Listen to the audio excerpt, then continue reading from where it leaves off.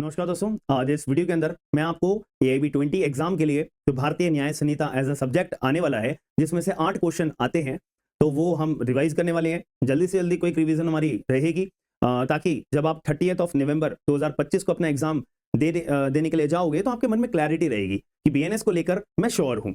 तो BNS के अंदर आपको क्या क्या चीजें ध्यान रखनी पड़ती है, इन बातों पे थोड़ा सा हमें गौर करना पड़ेगा। पहली बात आपको पता होनी चाहिए कि ऑफेंस कहाँ पे डिफाइन है, ऑफेंस कैसे बनता है, मतलब किन चीजों को मिलके हम ये बोलते हैं कि हाँ ये चोरी है, ये मर्डर है, या फिर ये एक्सटॉर्शन है, ये रॉबरी है, ये डकैती है, ये मिस्टीफ है, ये किडनैपिंग है, ये अबडक्शन है। ठीक है, ये चीजों को, किन चीजों को मिला के, प्लस आखिर में इसकी पनिशमेंट क्या है। बस ये 3 बातें याद रखनी है। कभी भी जीवन में आपको BNS को लेकर कभी परेशानी नहीं होगी। अगर ये 3 बातें आपको याद है ना, तो आप अपने आस पड़ोस के अंदर भी इन चीजों को जज करने में बहुत ईजी कर पाओगे। ईजी समझोगे कि यार देखो, एक व्यक्ति स्कूटी चला रहा था, उसने सामने वाले व्यक्ति को ठोक दिया है, तो अगर ठोकना सामने वाले व्यक्ति की गाड़ी पे नुकसान पहुंचा दिया है, तो अगर कोई व्यक्ति किसी अन्य व्यक्ति की प्रॉपर्टी में नुकसान पहुंचाता है, कौन सा अपराध है? मिसचीफ का अपराध है। ठीक है, अगर कोई व्यक्ति सामने वाले व्यक्ति के मूवेबल प्रॉपर्टी को अपने पास ऑब्टेन कर लेता है बिना सामने वाले व्यक्ति के कंसेंट से, और सामने वाले व्यक्ति के पोजीशन में से बाहर निकालकर या मूव भी कर देता है, तो ये कौन सा अपराध है? चोरी का अपराध है। अगर कोई व्यक्ति मेरे सर पे अगर बंदूक रख देगा और मुझे बोलेगा कि अपनी जेब में से जितने भी तुम्हारे पास ऑर्नामेंट्स हैं, घड़ी है, चैन है, मोबाइल है, वो मेरे को दो, और सामने मेरे सर पे बंदूक रखे, तो ये मेरे को instant fear of death, hurt या रॉन्गफुल रिस्ट्रेन पहुंचाया जा रहा है। कौन सा अपराध है? ये रॉबरी है। ठीक है, और अगर जो व्यक्ति है जो मेरे सर पे बंदूक रखी हुई है, उसके पास में 4 लोग और हैं, टोटल मिला के 5 लोग हो जाते हैं, मेरे सर पे बंदूक रखते हैं और मुझसे सामान निकलवाते हैं, तो इसको हम रॉबरी ना बोल के डेकोइटी बोलेंगे। हाँ या ना?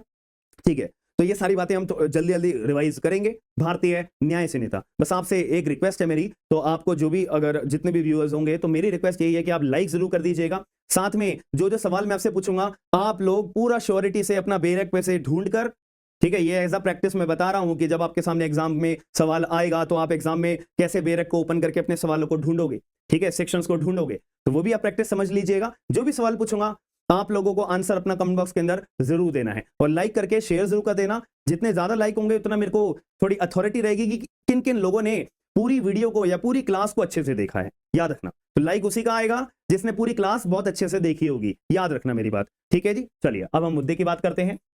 सबसे पहली बात, ये कानून हमारा कौन सा है? सब्सटेंटिव लॉ है। सब्सटेंटिव लॉ क्यों बोलते हैं? क्यों बोलते हैं भाई? क्योंकि ये BNS हमें क्या बताता है, हमें क्या चीजें नहीं करनी है, कौन से अपराध नहीं करने हैं, और अगर वो अपराध हम कर देते तो हमारे पर सजा कितनी लगेगी। यानी कि कोई भी कानून जो हमारे को राइट्स और लाइबिलिटीज के बारे में बताता है, उसे हम सब्सटेंटिव लॉ बोलते हैं। या कोई भी कानून हमें कोर्ट के प्रोसीजर के बारे में बताना है कि कब बेल लेनी है, कैसे बेल लेनी है, ठीक है, और अगर तुम ये वाला अपराध करोगे तो इस अपराध के लिए FIR होगी नहीं होगी, इस अपराध के लिए डायरेक्ट मजिस्ट्रेट के पास आप कंप्लेंट दायर करोगे नहीं करोगे, मजिस्ट्रेट का क्या काम होगा, पुलिस का क्या काम होगा, पुलिस कब चार्जशीट फाइल करेगी, कितने दिन में करेगी, किसके आगे करेगी, ये सब कोर्ट का प्रोसीजर है। तो प्रोसीजर लॉ होता है। अब आप लोग अच्छे से बता सकोगे कौन सा कानून हमारा सब्सटेंटिव है, कौन सा कानून हमारा प्रोसीजर है। कितने सेक्शन है? 358 सेक्शन है। कितने चैप्टर्स में डिवाइड करा है? 19 चैप्टर्स में डिवाइड करा है। कब लागू हुआ था? 1 जुलाई 2024 को।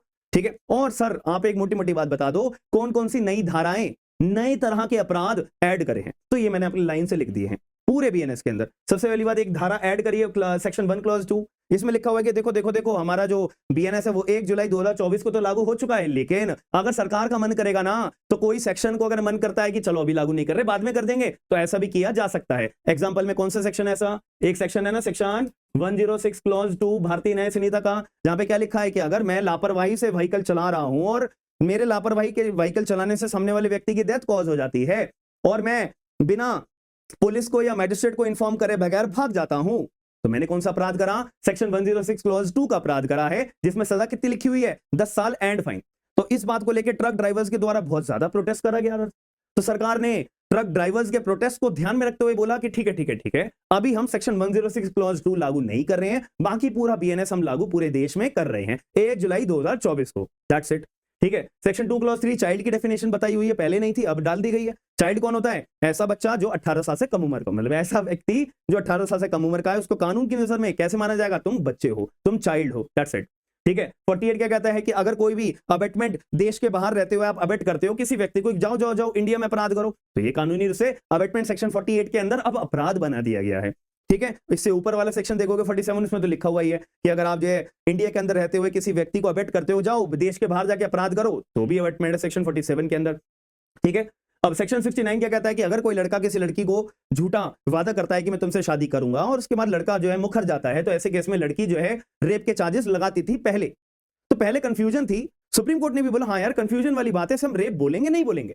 तो इस बात को लेकर सरकार ने बोला ठीक है भाई सुप्रीम कोर्ट साहब आप कंफ्यूजन मत क्रिएट करिए, हम जो इसके लिए एक नया सेक्शन ही बना देते हैं। बात खत्म। कि अगर कोई भी लड़का किसी लड़की के साथ में झूठा वादा करता है कि मैं तुमसे शादी करूंगा, बाद में वो मुकर जाता है, तो इसको कानूनी रूप से हम अपराध बोलेंगे सेक्शन 69 के अंदर। ठीक है, हालांकि इसे रेप नहीं बोलेंगे, ठीक है, इसे रेप नहीं बोलेंगे, सेक्शन 69 का अपराध बोलेंगे। सेक्शन 95 क्या कहता है कि अगर आप जो है किसी बच्चे को हायर करते हो अपराध करने के लिए कि जाओ बच्चे तुम चाकू मारो, तो बच्चे के ऊपर कोई लाइबिलिटी नहीं है, सारी लाइबिलिटी आपके ऊपर आ जाएगी। सेक्शन 95 के अंदर एक और आपके ऊपर मुकदमा दर्ज हो जाएगा। जो बच्चे ने अपराध करा है वो तो मुकदमा होगा ही होगा आपके ऊपर, प्लस बच्चे को हायर करना अपराध करने के लिए भी एक अपने आप में अपराध बना दिया गया है।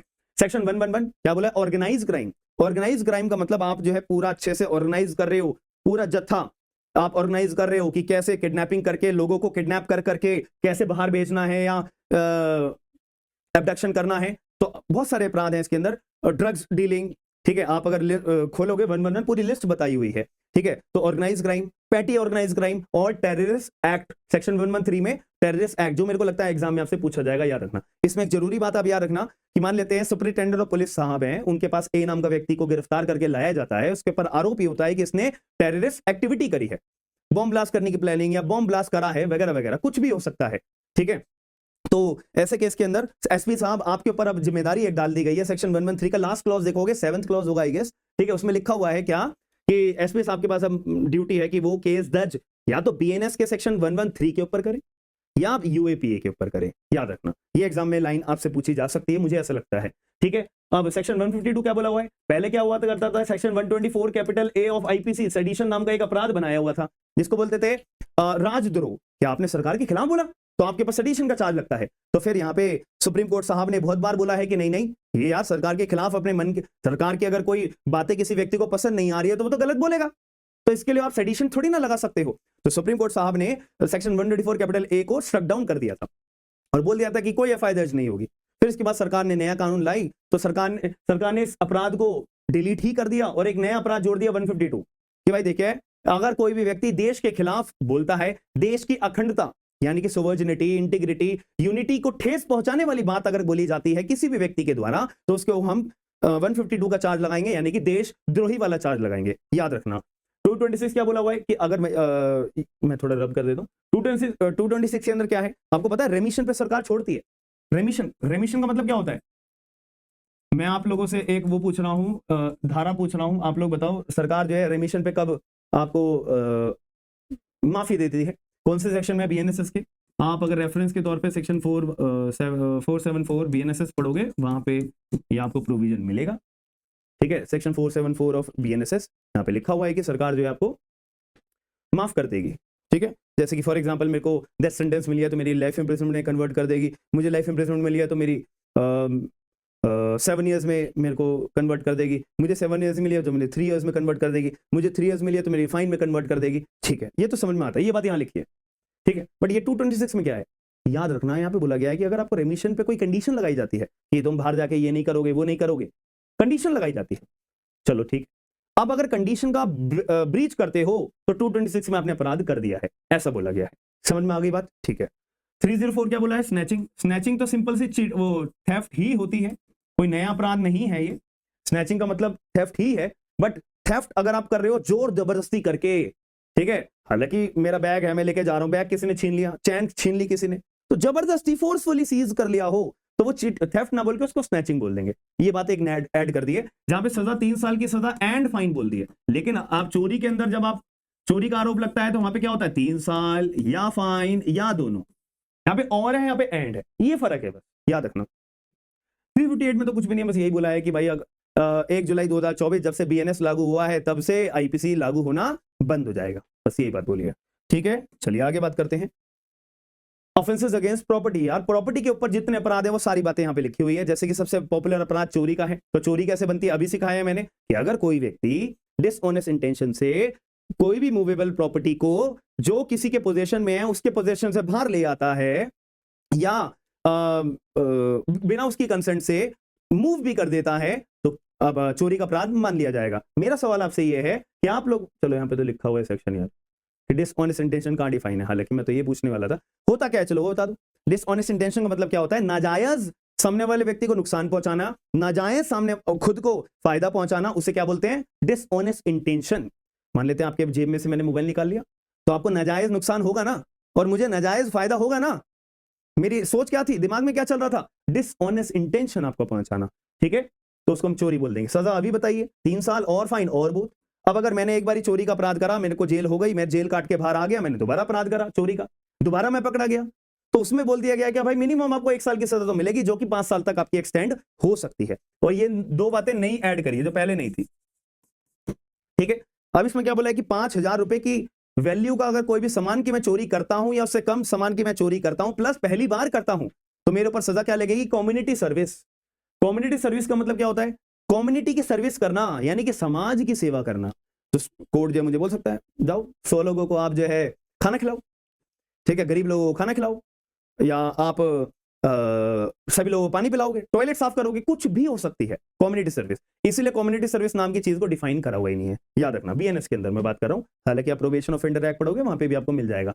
स्नैचिंग अभी हमने कहा कि अगर चोरी के साथ साथ आप जोर जबरदस्ती करते हो, सडनली एकदम क्विकली एकदम सीज कर लेते हो, तो आपको सजा कितनी मिलेगी? 3 साल की सजा एंड फाइन। याद रखना, ये छोटे छोटे फर्क हैं जो आपको और लोगों से बेहतर बनाते हैं, याद रखना, ठीक है। अब अगर चोरी मैं ड्वेलिंग हाउस में कर रहा हूं, ड्वेलिंग हाउस मतलब घर के अंदर कर रहा हूं, घर यानी कि रहने वाली जगह, गोडाउन, ऑफिस, टेंट, वेसल, उन सारी चीजों को हम क्या बोलेंगे? जहां पे बंदा बैठ सकता है, उठ सकता है, रह सकता है, वो सारी जगहें हमारी क्या होती हैं? Dwelling house. यार घर के अंदर आप चोरी कर रहे हो, तो यहाँ पे अपराध ज्यादा होना चाहिए ना, सजा ज्यादा होनी चाहिए ना, 7 साल की सजा। अब आपका चोर कह रहा हूं, अगर आपका कोई सर्वेंट, नौकर चाकर, क्लर्क, ये आपके घर में चोरी करे, यार हमने अपने नौकर चाकर पे अपना भरोसा बनाया हुआ है, ठीक है, और वही हमारे घर पे चोरियां कर रहा है, तो 7 साल की सजा, ठीक है। अब चोरी करने के लिए आप पूरी प्रिपरेशन करके गए हो कि मेरे सामने कोई भी आएगा, मैं इसको डेथ कॉज कर दूंगा, हर्ट कॉज कर दूंगा, रॉन्गफुल रिस्ट्रेन कॉज कर दूंगा, then it will be converted as कि आपने चोरी करी है प्रिपरेशन। फॉर एग्जांपल ये चाकू है, ये चाकू मैंने अपनी पैंट में रख लिया है, ठीक है, और इस इरादे से रखा है कि मैं चोरी करने जा रहा हूं, तिजोरी खोल के मैं कैश निकालूंगा, मैं चला जाऊंगा, कोई भी मेरे सामने आए मैं चाकू निकाल के मार दूंगा। इस इरादे से मैंने ये चाकू अपनी जेब में रखा हुआ है, ठीक है। अब मैं गया चोरी करने, और मैंने तिजोरी खोली, कैश निकाला, अपने बैग में गया, और मैं निकल लिया, मैं चला गया अपने घर पे। यहां पे मैंने अपना चाकू यूज करा नहीं, लेकिन पूरी प्रिपरेशन तो कर रखी थी ना। तो इस स्थिति में आपने चाकू यूज नहीं करा, लेकिन प्रिपरेशन पूरी कर रखी थी, तो आपने चोरी करी है ड्वेलिंग हाउस वाली, बट सजा आपको ज्यादा मिलेगी, क्योंकि आप प्रिपरेशन, चाकू वगैरह, डेथ, हर्ट, रॉन्गफुल डिस्ट्रेन कॉज करने वाली इरादे के साथ 10 साल की सजा मिलेगी। यही छोटे छोटे फर्क हैं जो आपको और लोगों से बेहतर बनाएंगे एग्जाम के अंदर, याद रखना मेरी बात, ठीक है। आगे बात कर लेते हैं एक्सटॉर्शन। एक्सटॉर्शन बहुत इंपॉर्टेंट है ये। अब मेरा सवाल है, इंजरी नाम की चीज कहां पे डिफाइन है? कोई बता सकता है? कुछ दिमाग लगाओ थोड़ा यार, इंजरी कहां पे डिफाइन है? इंजरी हमारी होगी डिफाइन सेक्शन नंबर 2 क्लॉज 14, ठीक है। अब ये जो सेक्शन मैं आपको बता रहा हूं ना सारे, यार एक बार क्रॉस चेक कर लेना, जितने सेक्शन आप लोगों के लिए भी नए हैं ना, तो मेरे लिए भी नए हैं, मैं कोई पहले से सीख के नहीं आया हूं, ठीक है। तो कुछ आपको लगे कि सर आपके द्वारा ये सेक्शन गलत बोला गया है, ये सही सेक्शन है, तो आपकी पूरी जिम्मेदारी बनती है कि कमेंट बॉक्स के अंदर मेरे साथ साथ बाकी सभी लोगों को भी अवेयर करना, ठीक है। तो आप लोग मेरे को बताना, इससे क्या होगा? आप लोग बेरेक भी ओपन करोगे, चेकआउट भी करोगे, बेरेक पे थोड़ा पढ़ने की प्रैक्टिस भी हो जाएगी। याद रखना, जो ये क्लास है ना, ये केवल बैठ के सुनने वाली क्लास नहीं है, आंख, कान, हाथ और ये सारी चीजों की, आपकी सारी सेंसेस की प्रैक्टिस हो रही है। याद रखना, साथ में बेरक जरूर रखना। जिस बच्चे ने नहीं रखा हुआ है अभी भी, वीडियो को पॉज करके अपना बेरक रख लो, मैं बार बार बोल रहा हूं, ठीक है। टॉपिक पे वापसी आते हैं। एक्सटॉर्शन का मतलब क्या होता है? एक्सटॉर्शन का मतलब होता है कि अगर सामने वाला व्यक्ति मुझे डर पहुंचाता है कि मैं तुम्हारे साथ ये कर दूंगा, वो कर दूंगा, ऐसे कर दूंगा, वैसे कर दूंगा, ठीक है, अगर तुमने मेरी बात नहीं मानी, अगर तुमने मुझे प्रॉपर्टी डिलीवर नहीं करी, तो ये कौन सा अपराध है? एक्सटॉर्शन। फॉर एग्जांपल कबीरा का फोन आया मेरे पे, कबीराज स्पीकिंग, ठीक है, कबीरा स्पीकिंग, ठीक है, तो कि अगर तुमने मुझे 10 लाख रुपए नहीं दिए तो मैं तुम्हारे बेटे को जान से मार दूंगा। मैं डर गया यार, मैंने 10 लाख रुपए इकट्ठे करे और उसको कबीरा को दे दिए, ठीक है। अब कौन सा अपराध करा है? कबीरा के द्वारा, कबीरा के द्वारा अपराध करा है एक्सटॉर्शन। क्यों? क्योंकि यहां पे जान से मारने की जो धमकी दी है ना, उसमें जान से मारने के लिए भी समय है। एकदम मेरे सर पे बंदूक रख के नहीं खड़ा हो गया है, अभी उसने मेरे को बस धमकी दी है, जान से मार दूंगा, ठीक है। तो जहां पे टाइम होता है जान से मारने का, उस अपराध को हम क्या बोलते हैं? एक्सटॉर्शन। अब यही दूसरी तरफ कबीरा मेरे घर पे आ गया, सर पे बंदूक रख दिया, कि अगर तुमने पैसे अभी के अभी नहीं दिए जान से मार दूंगा, अभी के अभी जान से मार दूंगा। तो यहां पे कौन सा अपराध करा है कबीरा ने? रॉबरी का। तो ये एक्सटॉर्शन और रॉबरी में यही छोटा सा फर्क है।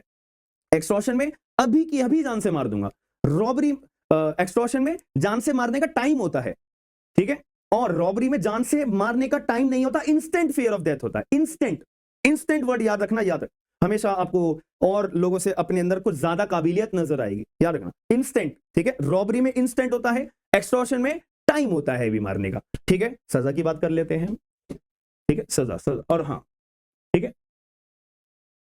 अब इंजरी का मतलब क्या होता है, पहले ये तो समझ लो। इंजरी का मतलब क्या होता है? इंजरी का मतलब होता है कि अगर आपने के द्वारा कोई ऐसी एक्ट करा जा रहा है जिससे मुझे हार्म पहुंचेगा, मेरे बॉडी को, मेरे माइंड को, मेरी रेप्यूटेशन को या मेरी प्रॉपर्टी को, तो आपके द्वारा क्या बोला जाएगा कि आपने मुझे इंजरी पहुंचाई है। आपके द्वारा कोई ऐसा एक्ट करा जा रहा है जिससे कि मुझे, मेरी बॉडी को हार्म पहुंचेगा, मेरे माइंड को हार्म पहुंचेगा, मेरी रेपुटेशन को हार्म पहुंचेगा, मेरी प्रॉपर्टी को हार्म पहुंचेगा, तो मैं बोलूंगा कि आपने मुझे इंजरी पहुंचाई है, ठीक है। ऐसा हो सकता है कि अगर तुमने मुझे पैसे नहीं दिए तुम्हारी गाड़ी तोड़ दूंगा, तो गाड़ी मेरी प्रॉपर्टी है, तो आप मुझे धमकी दे रहे हो कि मैंने अगर आपको पैसे नहीं दिए तो आप मेरी प्रॉपर्टी का नुकसान पहुंचाओगे, हार्म पहुंचाओगे, यानी कि मुझे इंजरी पहुंचाओगे, हाँ है ना। तो ये आपके द्वारा क्या अपराध करा जा रहा है? एक्सटॉर्शन। तो मुद्दे की बात कर लेते हैं। अगर नॉर्मल आपने एक्सटॉर्शन है इंजरी पहुंचाने की तो 7 साल की सजा। अटेम्प्ट करा, देखो अटेम्प्ट और कंप्लीट एक्ट में फर्क क्या होता है। कबीरा ने मुझे फोन करा कि 10 लाख रुपए नहीं दिए तो तुम्हारे बच्चे को मार दूंगा। मैं गया पुलिस थाने में, पुलिस वालों ने कबीरा को गिरफ्तार कर लिया, तो मैंने 10 लाख रुपए कबीरा को दिए थे? नहीं, बट कबीरा ने मेरे को फोन तो करा था, नहीं अटेम्प्ट तो कर दिया, तो कबीरा के ऊपर 2 साल की सजा। यही कबीरा मेरे को फोन करता और मैं 10 लाख रुपए दे देता, कंप्लीट एक्ट हो गया, फिर पुलिस के पास जाता, पुलिस वाले फिर कबीरा को गिरफ्तार करते, तो कबीरा को 7 साल की सजा मिलेगी, क्योंकि उसने कंप्लीट एक्ट कर लिया है, ठीक है। बट उसने धमकी कौन सी दी है? जान से मारने की धमकी दी है, तो उसको 7 साल की सजा की बजाय उसे फियर ऑफ डेथ वाली बात होगी, तो 10 साल की सजा मिलेगी।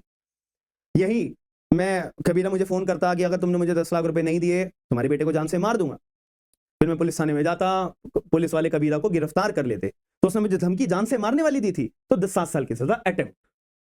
समझ में आ गई? ये नोट्स बहुत कीमती हैं, याद रखना, यही पढ़ लिया ना, इसी में काम हो जाएगा आपका, ठीक है। थोड़ा सा समझदारी रखनी है, प्लस आपके पास बेयर एक्ट अवेलेबल होगा ही होगा, तो आपको एग्जाम करने में ना मजा आएगा, कोई स्ट्रेस नहीं होगा, याद रखना, ठीक है। आगे चलते हैं। रॉबरी के लिए मैंने आपको पहले ही बताया था, रॉबरी इंडिपेंडेंटली कोई अपराध होता नहीं है, ठीक है। रॉबरी इंडिपेंडेंटली कोई अपराध होता नहीं है, रॉबरी किसी के सहारे से रॉबरी बनती है। फॉर एग्जाम्पल, रॉबरी या तो चोरी से, थेफ्ट से रॉबरी बनेगी, या एक्सटॉर्शन से रॉबरी बनेगी, ठीक है। जैसे कि फॉर एग्जाम्पल मैं चाकू रख के, मैंने कहा था ना वो प्रिपरेशन वाला, मैं चाकू रख के अपना ए नाम के व्यक्ति के घर पे अपना एंटर हुआ उसकी तिजोरी को लूटने के लिए, सामने से ए नाम का व्यक्ति खड़ा हो गया, ए नाम का व्यक्ति मुझे रोकने लगा, मैंने उसे चाकू दिखाया कि अगर तुमने मुझे रोका मैं तुम्हें जान से मार दूंगा, ठीक है। तो यहां पे instant fear of death, instant fear of hurt, instant fear of wrongful restraint आ गया है, यस। अब वो चोरी ना रहकर वो क्या बन जाएगी? रॉबरी बन जाएगी। या तो मैं तो मार दिया, या हर्ट कॉज कर दिया, या रॉन्गफुल रिस्ट्रेन कर दिया, या अटेम्प्ट करा, दोनों ही सर्कमस्टांसेस में रॉबरी बन जाएगी। ऐसे ही जब मैं एक्सटॉर्शन कर रहा था, एक्सटॉर्शन करते करते कबीरा को गुस्सा आ गया, कबीरा मेरे घर पे ही आ गया और मेरे सर पे बंदूक रख दी, तो अब जो एक्सटॉर्शन था वो अपराध कौन सा बन जाएगा? रॉबरी का बन जाएगा। तो extortion will becomes robbery, theft will becomes robbery, याद रखना, ठीक है। तो कितनी सजा है यहाँ पे? सेक्शन 309, ठीक है, 10 साल की सजा एंड फाइन। और अगर रात के टाइम सूरज डूबने के बाद या सूरज उगने से पहले अगर आपके द्वारा ये एक्ट करा गया है रॉबरी का, तो 14 साल की सजा। रॉबरी करते हुए अगर हर्ट कॉज कर दिया है आपके द्वारा, तो लाइफ इम्प्रिजन, उम्र कैद की सजा है, याद रखना। 5 या 5 से ज्यादा लोगों के द्वारा रॉबरी करी जाती है तो उसे रॉबरी ना बोल के डेकोइटी बोलेंगे, ठीक है। लाइफ इम्प्रिजमेंट, 10 साल एंड फाइन की सजा। एक छोटी सी बात बताऊं, आपने एक वेब सीरीज देखी होगी, मुझे नाम याद नहीं है क्या था, जिसमें वकील साहब ने, बहुत पॉपुलर वेब सीरीज थी, नेटफ्लिक्स पे आई थी, जिसमें वकील साहब ने क्या बोला था कि जज साहब, जो ये मेरे पुलिस वालों ने जो धारा है मेरे क्लाइंट के ऊपर वो गलत लगा दी है, मेरे क्लाइंट लुटेरे हैं, बट पुलिस जो है मेरे क्लाइंटों को डकैत बता रही है। यानी कि इसके अंदर डिफरेंस समझो, डकैत कोई व्यक्ति कब बनेगा? अगर 5 या 5 से ज्यादा लोगों के द्वारा रॉबरी करी जाएगी, हाँ है ना। और वहां पे कितने लोग थे? 4, तो 4 लोगों के ऊपर क्या डकैती का चार्ज लग सकता है? नहीं। तो पुलिस ने क्या चार्ज लगा रखा था? डकैती का। तो इसीलिए वकील साहब ने बोला था कि जज साहब, मेरे क्लाइंट को पुलिस वाले डकैत बता रहे हैं, बट कि मेरे पुलिस वाले तो लुटेरे हैं, तो पुलिस वालों ने गलत धारा दर्ज करी है, गलत FIR दर्ज करी है, ठीक है जी। समझ में आ गई मेरी बात? अगर किसी को नाम याद हो तो मुझे बताना एक बारी। चलो क्रिमिनल मिसअप्रोप्रिएशन की बात करते हैं। क्रिमिनल मिसअप्रोप्रिएशन का अपराध जो है वो किसके ऊपर होता है? मूवेबल प्रॉपर्टी पे। केवल दो अपराध ऐसे हैं जो केवल और केवल मूवेबल प्रॉपर्टी के ऊपर एप्लीकेबल होते हैं, एक तो क्रिमिनल मिसअप्रोप्रिएशन और एक थेफ्ट। याद रखना, ये केवल और केवल मूवेबल प्रॉपर्टी के ऊपर एप्लीकेबल होता है। मूवेबल प्रॉपर्टी डिफाइन कहां है? बताओ बताओ जल्दी जल्दी। सेक्शन 2 क्लॉज 21 चेक कर लेना एक बारी। मूवेबल प्रॉपर्टी कौन सी होती है? ऐसी प्रॉपर्टी जो धरती से जुड़ी हुई ना हो, दैट्स इट। वो सारी प्रॉपर्टी मूवेबल है, ठीक है।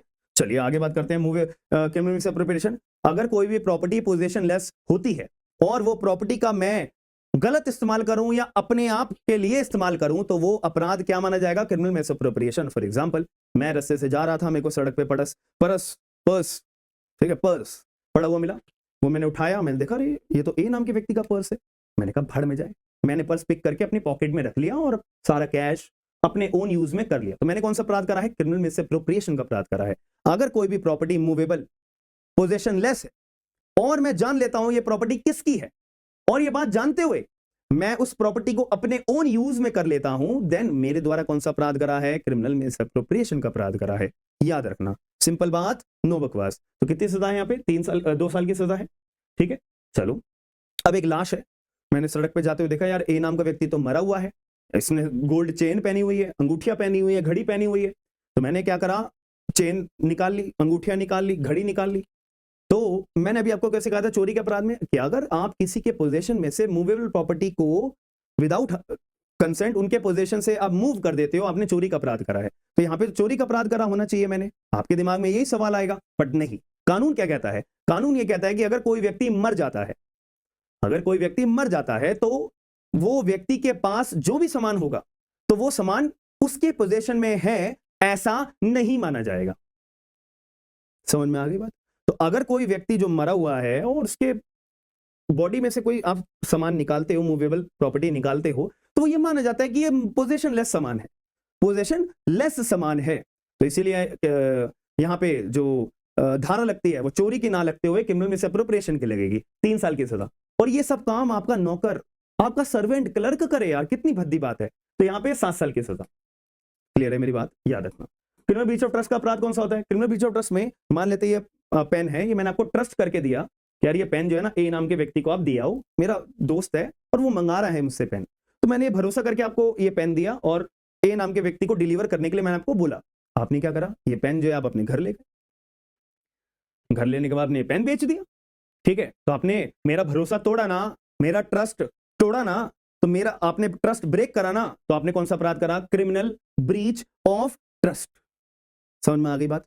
तो ये अपराध और भी ऐसे होते हैं, जैसे फॉर एग्जांपल एक बहू है, बहू अपना स्त्रीधन लेकर आई है, बहू ने भरोसा करके अपनी सास को स्त्रीधन दे दिया कि माँ जी आपके पास मैं अपना ये स्त्रीधन रखवा रही हूं, जब मुझे जरूरत पड़ेगी मैं आपसे ले लूंगी, भरोसा करके मैं आपको दे रही हूं, ठीक है। अब एक पर्पस के लिए दिया कि मैं आप संभाल के रख सकती हो, मेरे से खो ना जाए, इसीलिए। फिर उसके बाद जब बहू को जरूरत पड़ी, सास से मांगा जी मेरे को स्त्रीधन मेरा दे दीजिए, फिर सास ने मना कर दिया कि मैं नहीं दूंगी। तो ऐसे केस में सास के ऊपर कौन सी धारा दर्ज होगी? क्रिमिनल ब्रीच ऑफ ट्रस्ट, कि सास ने भरोसा तोड़ा है, तो क्रिमिनल ब्रीच ऑफ ट्रस्ट का यहाँ पे अपराध बनता है। याद रखना मेरी बात, क्लियर हो गई? अब मान लेते हैं मैं एक शोरूम में गया था एसी खरीदने के लिए और मुझे एसी पसंद आया था, तो मैंने एसी खरीद लिया।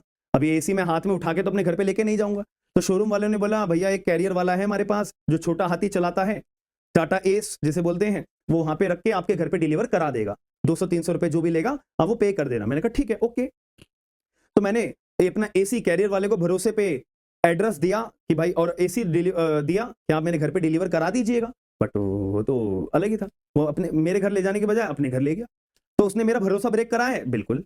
तो अगर नॉर्मल वही क्रिमिनल ब्रीच ऑफ ट्रस्ट होता है तो 5 साल, कैरियर वाला करता है तो 7 साल, नौकर करता है आपका तो 7 साल।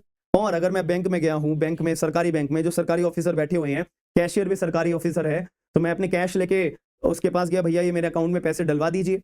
कैशियर ने बोला जाओ जाओ तुम घर जाओ, तुम्हारे बैंक में पैसे ट्रांसफर हो जाएंगे। मैं खुशी खुशी घर आ गया, बट वो कैशियर ने क्या करा? मेरे पैसों को अपने यूज में कन्वर्ट कर लिया। तो सरकारी अफसर ने मेरे साथ धोखेबाजी करी है, मेरा ट्रस्ट तोड़ा है, ब्रेक करा है, बिल्कुल। तो यहाँ पे और कि आप सरकारी पद का गलत इस्तेमाल कर रहे हो, आप जनता के साथ धोखा कर रहे हो, उनका ट्रस्ट तोड़ रहे हो, तो ये और भी बड़ा अपराध है, तो 10 साल की सजा। जितना बड़ा अपराध उतनी बड़ी सजा, याद रखना। आगे चलते हैं। Stolen property. स्टोलन प्रॉपर्टी का मतलब ये होता है कि अपराध से अपराध करके प्रॉपर्टी को जो आपने रिसीव करा है और उस प्रॉपर्टी को आप अपने पास पनाह देते हो, ऑब्टेन करते हो, तो आपके द्वारा स्टोलन प्रॉपर्टी का अपराध कर। फॉर एग्जांपल ये जो मोबाइल है, ये मोबाइल मैंने चोरी करके अपने पास रखा, फिर उसके बाद मेरे पीछे पुलिस पड़ी हुई थी, मेरा एक दोस्त मुझे मिल गया ए नाम का व्यक्ति, मैंने ए नाम के व्यक्ति को बोला भाई मेरे पीछे पुलिस पड़ी हुई है, आप ये मोबाइल को अपने पास रख लीजिए, ठीक है, संभाल के रखिए, छुपा के रखिए, अपनी यूज में करना अपनी यूज में कर लीजिए वगैरह वगैरह, मैं पुलिस को चकमा देके आपके पास आके अपनी सामान ले जाऊंगा। तो मेरे ऊपर तो चोरी का अपराध लगेगा। जो ए नाम का व्यक्ति है उसने स्टोलन प्रॉपर्टी को क्या करा है, पनाह दिया है, तो चोरी करी हुई प्रॉपर्टी को पनाह दिया है, तो उस केस में ए नाम के व्यक्ति ने कौन सा अपराध करा है, स्टोलन प्रॉपर्टी का अपराध करा है, याद रखिएगा। क्लियर है? तो रिसीव करते हुए मान लेते हैं कि मुझे पता है यार ये 1 लाख का मोबाइल है, अब कोई मुझे 10,000 रुपए में दे रहा है, तो कुछ तो घपला है। आप ये बात समझ रहे हो कि 1 लाख की चीज आपको कोई 10,000 में दे रहा है, तो कैसे दे रहा है, कैसे पॉसिबल है? या तो विदाउट बिल होगा, अब बिल नहीं है तो गलत तरीके से प्रॉपर्टी आई है, ये प्रॉपर्टी गलत तरीके से आई है, यानी कि गलत तरीके से आई है, यानी कि कोई ना कोई अपराध करके ये प्रॉपर्टी आई है, और ये प्रॉपर्टी को फिर आप रिसीव कर रहे हो, रिटेन कर रहे हो, तो आपने कौन सा अपराध करा है, 3 साल स्टोलन प्रॉपर्टी का अपराध करा है। याद रखना मेरी बात, 3 साल की सजा।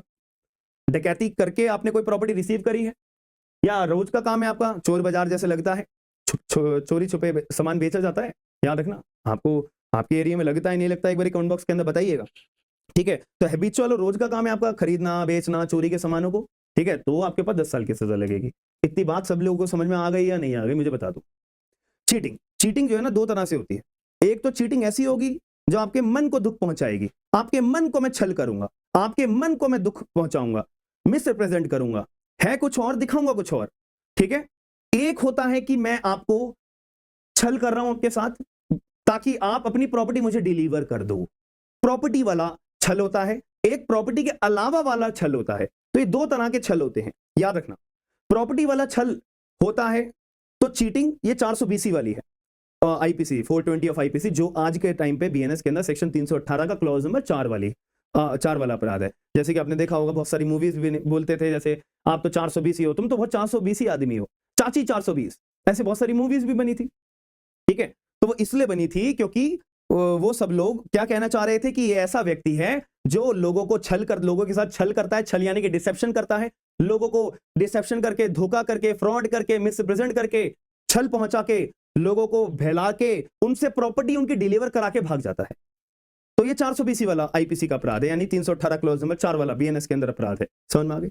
इसके अलावा वाली चीटिंग कैसे हो सकती है सर, ये समझ में नहीं आया। अरे सीधी सी बात है, एक लड़के ने एक लड़की को प्रॉमिस करा कि मैं तुमसे शादी करूंगा, फिर उसके बाद मुखर गया, चीटिंग है नहीं है? बिल्कुल है, छल करा ना लड़की के साथ, ठीक है। अब लड़की को यह बात प्रूव करना पड़ेगा कि जब उसने मेरे साथ वो प्रॉमिस कर रहा था तो स्टार्टिंग से उसकी मेन इंटेंशन यही थी कि मेरे साथ में छल करना है। क्लियर है मेरी बात या नहीं? ठीक है, तो 3 साल की सजा। कहां है ये पेन? चीटिंग प्लस प्रॉपर्टी वाला वो 420, 308 क्लॉज 4, ठीक है। रॉन्गफुल लॉस पहुंचाना, रॉन्गफुल लॉस मतलब नाजायज नुकसान पहुंचाना किसी व्यक्ति को, 5 साल की सजा। याद रखना, छल, छल सबसे जरूरी है, डिसेप्शन, यही एसेंशियल बात है जो आपको एग्जाम के अंदर पहचान पाएगी कि ये चीटिंग है नहीं है।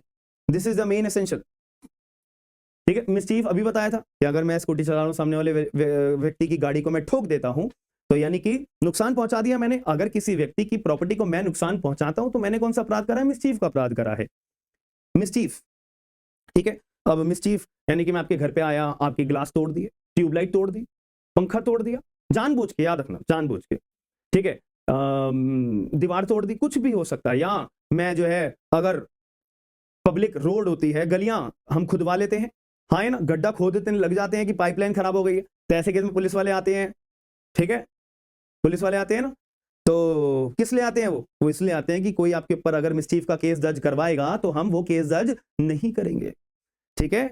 और तो हम लोगों को बचपन में पता नहीं था, बट ये पुलिस वाले इसलिए आते हैं। समझ में आई मेरी बात? मिसचीफ का चार्ज कोई दर्ज ना करा सके, ठीक है। मिसचीफ मतलब आप अगर पब्लिक प्रॉपर्टी, आप उसे कैसे गड्ढा कैसे खोद रहे हो बिना परमिशन के, अलाउड नहीं है, मिसचीफ का अपराध है। तो अगर कोई सी व्यक्ति की प्रॉपर्टी को नुकसान पहुंचाना तो मिसचीफ का अपराध होता है, ठीक है। 6 महीने की सजा है, और अगर गवर्नमेंट प्रॉपर्टी को नुकसान पहुंचाते हो तो 2 साल की सजा है। याद रखिएगा मेरी बात, क्लियर है? क्रिमिनल ट्रेसपास, क्रिमिनल ट्रेसपास का मतलब क्या है? क्रिमिनल ट्रेसपास का मतलब बिना परमिशन के मैं आपके इमूवेबल प्रॉपर्टी में एंट्री लेता हूं तो क्रिमिनल ट्रेसपास। अब एक बात बताओ, मैं आपकी घर में अंदर क्यों घुसूंगा? या तो आपको एनॉय करने के लिए, आपको इंटिमिडेट करने के लिए, आपको परेशान करने के लिए या कोई अपराध करने के लिए मैं आपके घर में घुसूंगा, हाँ या ना? तो इस इरादे से अगर मैं आपके घर में बिना आपकी परमिशन के एंट्री लेता हूं, मैंने कौन सा अपराध करा है? Criminal trespass. याद रखना, ठीक है, यहां पे लिखा हुआ भी है, इंसल्ट, एनॉय, ऑफेंस, ठीक है, इंटिमिडेट, ये सारी बातों के लिए। तो क्रिमिनल ट्रेसपास के लिए यहाँ पे जो सजा है वो 3 महीने की सजा है। हाउस ट्रेसपास का मतलब घर के अंदर ड्वेलिंग हाउस, रहने वाली जगहों पे अगर मैं आपकी परमिशन के बगैर अगर एंट्री लेता हूं तो 1 साल की सजा, ठीक है। लर्किंग आउट ट्रेसपास मतलब आपके घर के अंदर मैं घुसा तो सही और छुप के बैठ गया, छुप गया, क्या आप मुझे देख ना पाओ और मैं अपना अपराध करके चला जाऊं, ठीक है, तो 2 से 3 साल की सजा। हाउस ब्रेकिंग, हाउस ब्रेकिंग का मतलब यही होता है कि अगर मैं आपके घर में एंट्री तो ली है लेकिन ऐसी जगह से ली है जहां पे एक नॉर्मल व्यक्ति नहीं आ सकता। जैसे फॉर एग्जांपल, यार आप अपने घर में क्या रस्सी फांद के जाओगे क्या? खिड़की तोड़ के जाओगे क्या? गड्ढा खोद के जाओगे क्या? घर का ताला तोड़ कर जाओगे क्या? नहीं। बट अगर मैं आ रहा हूं आपके घर में ऐसे, तो मेरे द्वारा क्या करी गई है? हाउस ब्रेकिंग करी गई है। याद रखना, 10 साल तक की सजा है, याद रखना। और अगर मैं चोरी भी कर देता हूं तो 10 साल की सजा होती है, याद रखिएगा, ठीक है। अब ह्यूमन बॉडी की बात करी जाए, कल्पेबल होमोसाइड, देखो कल्पेबल होमोसाइड के और मर्डर के लिए सबसे बढ़िया मैं आपको एक सोल्यूशन दे रहा हूं। कल्पेबल होमोसाइड के लिए 3 बातें याद रखनी है, मर्डर के लिए 4 बातें, और कुछ याद नहीं रखना, जीवन में कभी कंफ्यूज नहीं होगे, ठीक है। चलो, कल्पेबल होमोसाइड और ये हमारा मर्डर हो गया। पहले तो कल्पेबल होमोसाइड में इंटेंशन मैं शॉर्ट में लिख रहा हूं, टू कॉज डेथ होती है, ये अभी ठीक है, मैं शॉर्ट में लिख रहा हूं, आप लोग मेरे मुंह से सुनते रहना, मैं जो जो बोल रहा हूं मैं शॉर्ट में लिख रहा हूं। मर्डर में क्या लिखा हुआ है? इंटेंशन टू कॉज डेथ, ठीक है। आप सोचोगे सर यहाँ पे तो दोनों है, यहाँ पे भी इंटेंशन टू कॉज डेथ है, यहाँ पे भी इंटेंशन टू कॉज डेथ है, हमें कैसे पता लगेगा कि ये एक्ट कल्पेबल होमोसाइड है या ये एक्ट मर्डर है? बिल्कुल सही जवाब, अभी बताऊंगा, सब्र करो, ठीक है। दूसरी बात, यहाँ पे क्या बोला? Intention to cause such bodily injury which likely to cause death, यहाँ पे लाइकली टू कॉज डेथ आ जाएगा, लाइकली टू। देखो दूसरे में क्या है? Intention to cause such bodily injury, यहाँ पे क्या है? बॉडीली इंजरी है जो डेथ में तब्दील हो जाए। यहाँ पे भी क्या लिखा हुआ है कि इंटेंशन है ऐसी बॉडीली इंजरी कॉज करने का जो कि बॉडीली इंजरी पहुंचाने का जो कि डेथ में तब्दील हो जाए, प्लस ऑफेंडर के पास क्या है? स्पेशल नॉलेज है, ठीक है। अब थोड़ा सा इसके बारे में पहला पॉइंट को भी भूल जाओ, भी बाद में बताऊंगा। सेकंड पॉइंट में क्या लिखा हुआ है कि मैंने आपके सर पे डंडा मारा, अब सर पे डंडा मैंने मारने से आपकी बॉडीली इंजरी कॉज करी है ना, बॉडी पे हम पहुंचाया है, बॉडी पे हम पहुंचाया है, तो भाई सर पे डंडा मारने से यार मर सकते हो ना तुम, ठीक है, मर सकते हो ना।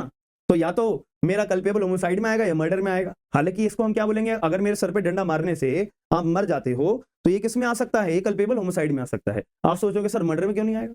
मर्डर में ना ऑफेंडर को स्पेशल नॉलेज होनी चाहिए। फॉर एग्जाम्पल, ए नाम का व्यक्ति था, उसके सर पे अभी एक ऑपरेशन हुआ है, पट्टी बंधी हुई है, डॉक्टर ने बोला है कि भाई तुम्हारे सर की जो स्कल है ना वो बहुत नाजुक है, तुम्हारे सर पे अगर जरा सी भी चोट लगेगी तो मर सकते हो।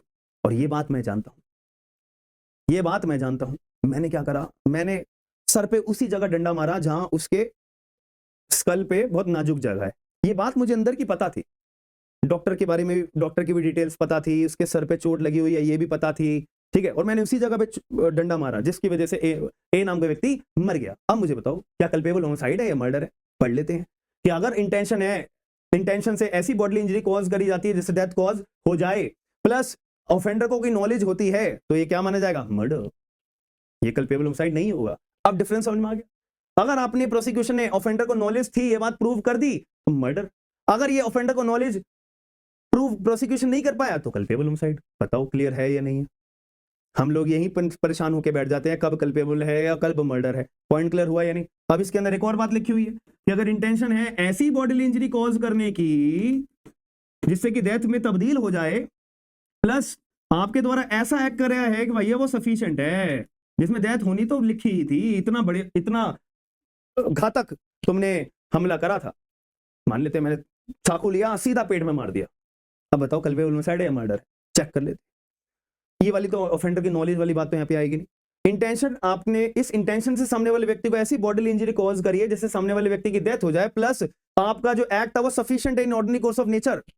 भाई एक बात बताओ यार, सामने से पेट में आपने चाकू मार दिया, सर पे यूं गोली मार दी, सर पे गोली मार दी, यहाँ पे 1% भी चांस है क्या बचने का? बिल्कुल नहीं है। तो इसको कल्पेबल होमोसाइड बोलेंगे, मर्डर? मर्डर बोलेंगे इसे कि आपके द्वारा ऐसे बॉडीली इंजरी कॉज करी गई है वो सफिशिएंट है in ordinary course of nature death होना, ठीक है, तो ये मर्डर में आ जाएगा। समझ में आ गई? अब तीसरी और फाइनल बात, मैंने कहा था कल्पेबल होमोसाइड में 3 बात, मर्डर में 4 बात, ठीक है, तो कल्पेबल लास्ट बात क्या है कि नॉलेज थी कि भाई आपके द्वारा जो बॉडली इंजरी कॉज करी गई है उससे डेथ कॉज सामने वाले को हो जाएगी। यहां पे क्या लिखा हुआ है कि नॉलेज थी ऑफेंडर को कि भाई मेरे द्वारा जो एक्ट करा जा रहा है वो इतना ज्यादा एमिनेंटली डेंजरस है कि सारी प्रोबेबिलिटीज लगा लो, सारी तिगड़म लगा लो, डेथ तो कॉज होनी होनी, डेथ तो कॉज होनी ही होनी है। समझ में आई मेरी बात? मान लेते हैं मैंने AK-47 ली है और भीड़ में दग दग दग दग दग दग दग गोलियां चला रहा हूं। एक बात बताओ, ऐसे गोलियां चलाना भीड़ के अंदर, इतनी मुझे नॉलेज है ना कि मेरा एक्ट इतना ज्यादा घातक है कि भाई इस भीड़ में मेरी गोली मैं ऐसे चला रहा हूं, उससे सामने वाला व्यक्ति कोई ना कोई तो मर ही जाएगा। इतनी तो नॉलेज, इतना एमिनेंटली डेंजरस है ना, तो ये मर्डर होगा, कल्पेबल होगा, ये होगा हमारा मर्डर। अगर प्रोसिक्यूशन ये बात प्रूव कर देता है कि जज साहब इसका ऑफेंडर ए नाम के व्यक्ति का एक्ट इतना एमिनेंटली डेंजरस था कि डेथ तो लिखी थी, होनी ही होनी थी, तो मर्डर है। अगर प्रोसिक्यूशन ये एमिनेंटली डेंजरस बात प्रूव नहीं कर पाया तो फिर कोर्ट क्या करेगा? कल्पेबल होमिसाइड में डाल देगा, बात खत्म। समझ में आई मेरी बात या नहीं? अब बताओ इसके अलावा, और ये अब इंटेंशन वाली बात समझ लेते हैं। यहां पे क्या बोला है कि अगर पूरा मर्डर प्रूव हो गया कि हाँ भाई ए नाम के व्यक्ति ने मर्डर करा है, लेकिन मर्डर के अंदर ना हमारी 5 एक्सेप्शंस दे रखी हैं, 5 एक्सेप्शंस दे रखी हैं। पहली एक्सेप्शन क्या है, कोई बता सकता है मुझे? मैं यहाँ पे लिख देता हूं। पहली एक्सेप्शन क्या है? Grave and sudden provocation. दूसरी एक्सेप्शन क्या है कि भाई आपने राइट ऑफ प्राइवेट डिफेंस अपना एक्सीड कर दिया हो। तीसरी बात क्या है कि अगर कोई भी लॉफुल, अगर कोई पब्लिक सर्वेंट है, पब्लिक सर्वेंट ने अपनी लॉफुल ड्यूटी को एक्सीड कर दिया हो। चौथी बात क्या है कि अगर आपने सडन फाइट करी हो हीट एंड पैशन के अंदर। पांचवी बात क्या है कि अगर आपने डेथ कॉज करी है विद कंसेंट, और वो जो व्यक्ति ने कंसेंट दिया 18+, ठीक है। तो आपने अगर मर्डर कहीं पे भी केस में प्रूव तो हो गया है, बट आपका केस इनमें से कहीं पे भी फॉल कर गया, मर्डर के एक्सेप्शन में केस फॉल कर गया, तो मर्डर का चांस तो नहीं लगेगा, तो बचा क्या? कल्पेबल। तो यहां पे क्या लिखा? Intention to cause death plus murder के अंदर अगर आपका मर्डर एक्सेप्शन में केस फॉल कर गया तो आपको सजा यहां पे मिलेगी। बस बात खत्म। I rest my case my lord. यही पहली चीज होती है intention to cause death. Intention to cause death दोनों जगह लिखा हुआ है, लेकिन बच्चे लोग समझ नहीं पाते, कोई टीचर भी नहीं समझा पाता ढंग से, याद रखना, ठीक है। तो अगर आपका मर्डर केस प्रूव हो गया लेकिन मर्डर के एक्सेप्शन में केस फॉल कर गया है तो आपको सजा कल्पेबल होमोसाइड के इंटेंशन टू कॉज डेथ वाले में मिलेगी, याद रखना। मेरी बात समझ में आई या नहीं आई? तो कभी जीवन में नहीं भूलोगे अगर ऐसे ट्रिक से ये बात को याद रखोगे ना, ठीक है। तो ये हमारा BNS का ना एक बैच भी है, पता नहीं आप लोग जानते हो या नहीं। हमारी स्मार्ट, ये पोस्टर दिखाई दे रहा है आपको, स्मार्ट एंड लीगल गाइडेंस की हमारी एप्लीकेशन है, तो उसमें मैं BNS जुडिशरी लेवल का है, वो याद रखना, AIB के लेवल का नहीं है, वो जुडिशरी लेवल का है। 50+ से ऊपर की क्लासेज हैं उसमें, ठीक है। तो एक एक सेक्शन को, एक एक पॉइंट को बहुत डिटेल में पढ़ाया है कि भाई जुडिशरी में आप पेपर में जब बैठो ना, आपसे बेहतर कोई नहीं है, आप ऐसे मान कर बैठो, ठीक है। तो वो भी मैं इसमें डिटेल में पढ़ाता हूँ। तो अभी AIB के लिए आपको रिवाइज करा रहा हूँ थोड़ा जल्दी जल्दी, ताकि आपके दिमाग में क्लैरिटी रहे, ठीक है।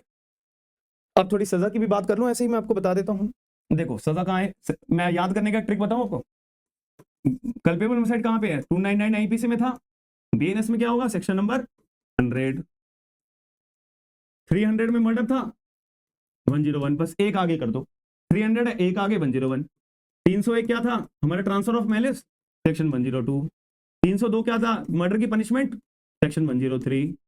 303 क्या था कि अगर कोई लाइफ कन्विक्ट, जेल में रहते हुए कोई लाइफ इंप्रिजमेंट वाला व्यक्ति कन्विक्ट दोबारा कर देता, मर्डर कॉज कर देता है, इसके लिए Mittu Singh versus state of Punjab case था, सुप्रीम कोर्ट ने स्ट्रक डाउन कर दिया था, बट अभी है सेक्शन 104।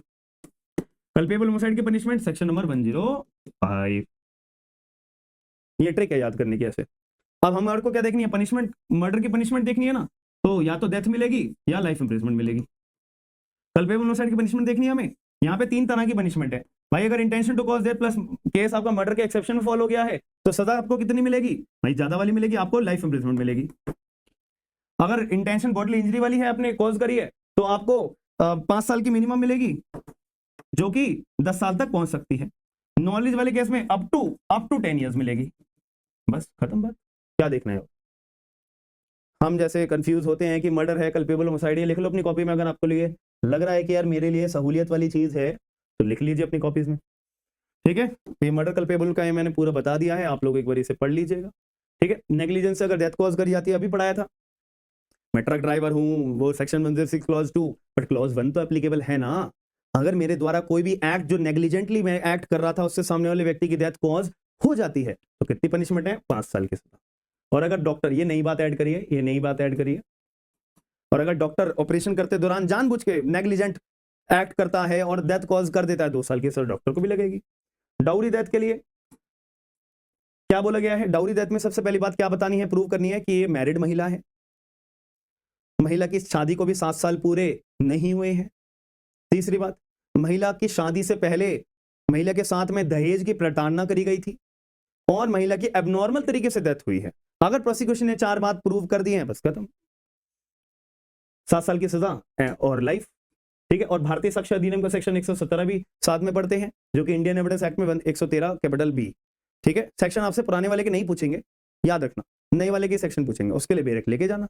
ठीक है, मिसकैरेज, अगर आप जानबूझ के महिला के पेट में बच्चा है और महिला भी चाहती है कि भाई मेरा बच्चा मर जाए, या सामने वाला व्यक्ति महिला के प्रेग्नेंट महिला के साथ में ऐसा एक्ट करता है, महिला को धक्का दे देना या कुछ भी ऐसी बातें होती हैं, ठीक है, तो वो व्यक्ति के ऊपर कौन सा आरोप लगता है? मिसकैरेज। अब आप सोच रहे होंगे सर बच्चा है पेट में, तो बच्चे को जान से मारने वाली बात करी जाती है, मर्डर का होना चाहिए या कल्पेबल होमिसाइड का चार्ज होना चाहिए, बट कानून क्या कहता है? जब तक बच्चा पेट के अंदर है तो बच्चा ह्यूमन बीइंग नहीं माना जाएगा। तो इसीलिए इसको एक नया नाम दे दिया मिसकैरेज का, अपराध का नाम है मिसकैरेज, याद रखना मेरी बात। ठीक है, हर्ट वही थप्पड़ मारना, डिसीज कॉज करना, आपके पानी में मैंने पेट खराब करने वाली गोली मिला दी और आपको पानी पिला दिया, आपका पेट खराब हो गया, हर्ट है। ठीक है, समझ में आ गई? एसिड अटैक यार वो अपराध है।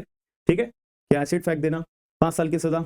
रॉन्गफुल रिस्ट्रेन, आप सीधे रास्ते से जा रहे हो, आपका रास्ता ब्लॉक कर देना, 1 महीने की सजा। ये सब छोटे छोटे आप रीड आउट कर लेना। रॉन्गफुल कमेंट में आपको 4 दीवारी में बंद करके रख दिया है, ठीक है, 1 साल की सजा। असॉल्ट, गुब्बारा फेंकना, पानी फेंकना, या आपको मुक्के का आपको जो है मैंने डिजाइन हाथ बना के दिखाया, डराया धमकाया कि मार दूंगा मैं, ठीक है, यानी कि मैंने आपको इशारा करा, तो ये इशारा करना असॉल्ट है। क्रिमिनल फोर्स मार दिया आपको, ठीक है, तो या पानी का गुब्बारा फेंक दिया आपके ऊपर, तो क्रिमिनल फोर्स है।